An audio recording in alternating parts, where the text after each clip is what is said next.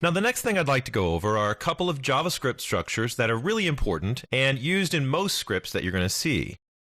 By going through them this way, we'll be able to see what's happening inside the scripts when you see these structures. And the first one is a conditional structure. And we can see what one looks like if we open up our next file. So let me just close up the last document we were working on. And back in our working files folder, this time I'll open number 2, try conditionals. We'll open it up in the browser, and I'll go ahead and open it up inside my text application as well. Over in the browser, we can see that there's not too much there. There's a title and there's a little sentence. So let's go take a look at the code that's making this up. There's our title, Conditional Statements. And we've just got a simple statement in here that says the bag of groceries is 6 pounds. Now, I mentioned that conditionals are used to kind of make decisions in the program. So I've just kind of set up a fake decision-making process inside of our little document here so we can try it out. We're going to decide if the bag is too heavy or too light. And I've already got some script tags set up so we can start writing our JavaScript here. A typical conditional statement starts out with the if keyword. So I'll go ahead and type if, and then we have some parentheses. Inside those parentheses, we'll be putting some kind of a conditional statement that will be our test. Then following that, I'm going to start with an open brace, and I'll go down a couple of lines and use a close brace. And as you can see with this JavaScript structure, we're going to have several different parts to it. So let's work through each one. First of all, let's talk about the test or the condition itself. That goes inside the parentheses. And basically what we want to do is we want to test something. Now, usually that's testing a value of something on the page, either something in the HTML text or a form element or a variable inside JavaScript. For our example, I'd like to go ahead and grab the number 6 from the text on the page. And as we just saw, we can extract that as long as that area of the page has an element ID. So let's add a span tag right in front of the 6. I'll give it an ID, and I'll just call it weight. Now, when I close the span tag on the other side of the 6, that sets up the inner HTML of the span element to be retrieved by our JavaScript function call. So let's do that next. I'll go right underneath the script tag and above the if statement, and we'll create a variable called bag weight. And I'll use an equal sign, and then call our document getElementById function. And we'll specify the weight ID. And of course, we want the inner HTML of that element. Now that we've got that stored into a variable, we can start to write a condition. For the purposes of our example, I'm going to say that anything over 5 pounds is going to be a heavy bag, and anything under 5 is going to be light. So to start out a condition where we're testing to see if our bag is overweight, I can start out with that variable that we just defined, bag weight, and then I could use greater than or less than signs to test its value. I'll use the greater than, and we'll use my number 5 as the balancing point, and that will be my test. You can see it reads pretty easy. If bag weight is greater than 5. Now, if that's true, this statement will execute whatever we put inside of the braces. If it's false, it'll simply skip the braces and go on with the rest of the script. Of course, we want to see whether or not our script is working, so let's put a statement inside the braces that will pop up an alert. I'll just call my normal alert function, and we'll put a message in here that says the bag is too heavy. Close that off with a semicolon. And now we've got something that's going to show the result of our test.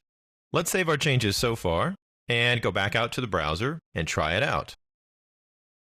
I'll just refresh the page, and there we can see our alert statement coming up because 6 is indeed greater than 5, and that means the bag is too heavy. Now, if we were to just go back to our document and change the text on the page so that that was a number less than 5, like for instance 3, I'll save my changes. We'll go back out to the document. I'll refresh the page again, and no alert message this time. And that's because 3 is less than 5. This conditional statement is false, and the if structure will skip the alert statement this time. Now, we can have a conditional statement work on both sides of the evaluation by using the else keyword. So let's give that a try. I can drop right down to the end of this existing if structure and just add the word else. We'll set up another set of braces, and we can put some JavaScript code inside there as well. Let me copy our alert statement and paste it in that structure, and we'll just change it to too light. And let's take a look at how this is going to read. The first part of the statement is going to work the same way. If the bag weight variable value is greater than 5, we'll see the alert the bag is too heavy. The else statement says if it's not greater than 5, we have another set of JavaScript we can execute. And in this case, we're going to say that the bag is too light. So let's save that change. We'll go back out, and we still have a value of 3. I'll refresh the page, and you can see this time the else side of our statement is being executed, and we see that the bag is too light. Now, there are more ways that we can extend and write these, and I'm just going to try one more. In this case, I want to know if the bag exactly equals 5. Then it's not going to be too heavy or too light, it's going to be just right. Now, to do that, we need to change the structure of our conditional statement a little bit. First of all, I'm not going to use just an else, I'm going to have a condition that goes along with this. So I'm going to do an else if. This allows me to add another condition right in the middle of the statement. So I'll add some parentheses. And in the middle of those parentheses, we'll have another condition. And for this case, we'll want to know if the bag weight is less than 5. So I'll just use a less than sign and put our number 5 in. And we can leave our alert statement the way it is. Now we can add another else statement at the bottom, or another else if. In this case, I'm going to write else if, and I want to know if the bag is exactly equal to 5. And the reason I wanted to write this one is that it might look a little bit weird to you, because I'll write it like this. Bag weight, and we're saying if it equals 5. Well, normally you would use an equal sign for that. But remember, in JavaScript, equals assigns things. So we would actually change the value of bag weight. We're going to use a different operator that signifies equivalence in the program, and that is equals equals. This is how we test for equivalence and make sure we don't assign a variable. So I'll add 5, and we'll go back and read our new condition statement. This one says, else if bag weight is equivalent to 5. Now with another condition, we get another set of braces. So I'll add those in. And this time, I'm going to add in another alert message, and we'll say the bag is just right. Now I'm going to change my value so it's exactly equal to 5. We'll save our changes, and we'll go out and test our document again. This time, my alert statement comes up, and it says the bag is just right. You can see that it first tested to see if it was too heavy, and that was false, so it skipped that statement. Then it tested to see if the bag was too light, and that was also false, so it skipped the next alert statement as well.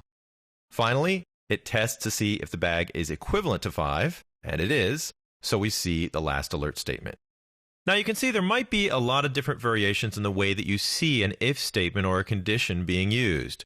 But there's some general rules that you can follow, and if you're trying to just understand a conditional statement or debug it, there are some things to watch out for too. Notice we've got a lot of parentheses and braces here, but they're very structured. Each set of parentheses is a condition that should be following a keyword like if or else if. And each condition also has its own set of braces. So just make sure you begin and end each one of those sets correctly. And then inside the conditional statements, just make sure that you're using the correct operator for the test you're trying to perform. There are a lot of different operators available besides the 3 I've shown here, but you can look at any JavaScript reference and they'll give you a list of them all.